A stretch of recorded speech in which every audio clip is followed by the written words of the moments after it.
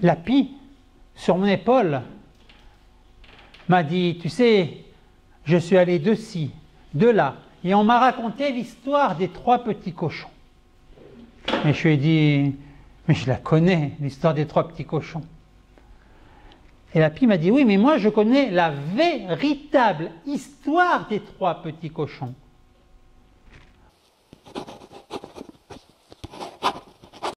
Kezako, Kezako.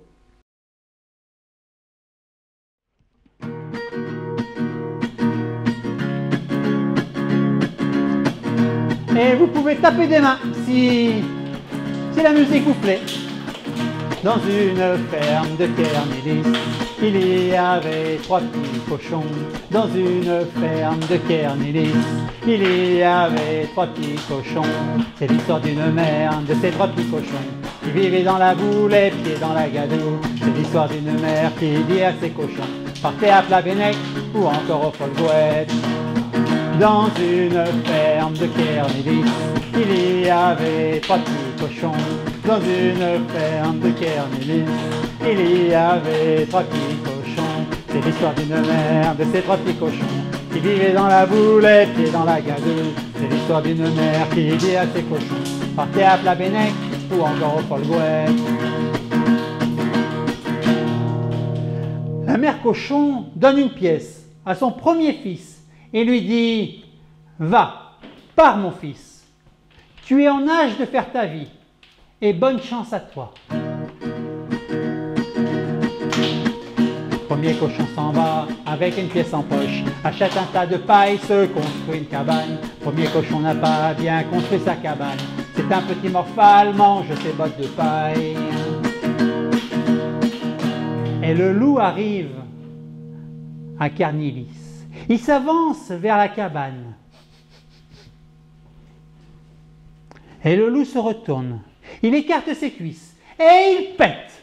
Et repète. Comme une tempête. Et la cabane s'envole. Et le loup dévore le petit cochon.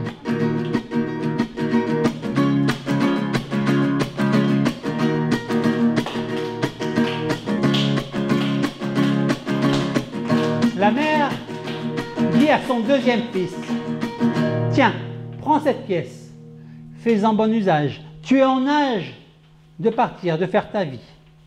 Et le deuxième cochon s'en va. Deuxième cochon s'en va avec une pièce en poche, achète un tas de bois, se construit un dortoir. Deuxième cochon n'a pas bien construit son dortoir, c'est un petit feignant, ses murs sont tout branlants. Et le loup arrive à Kernélis. Il s'avance devant le dortoir. Il se retourne, il écarte ses cuisses. Et il pète et repète comme une tempête. Et le dortoir s'écroule. Et le loup dévore le petit cochon.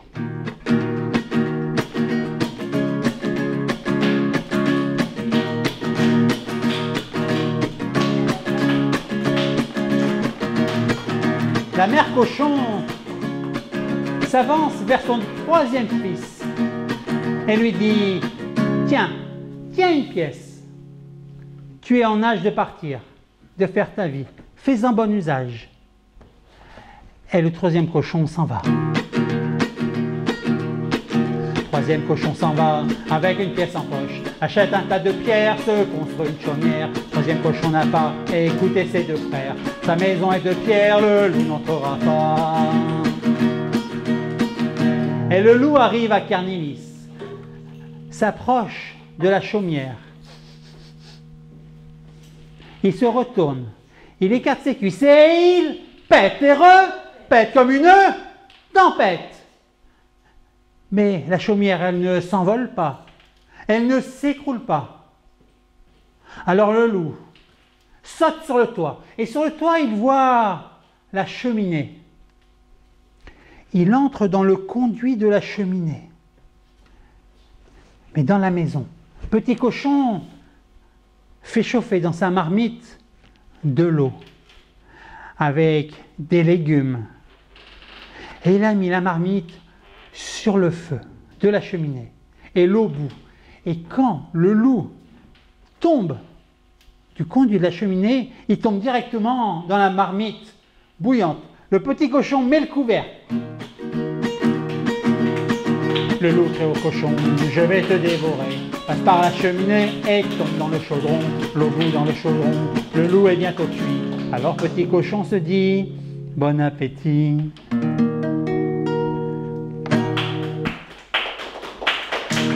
Merci.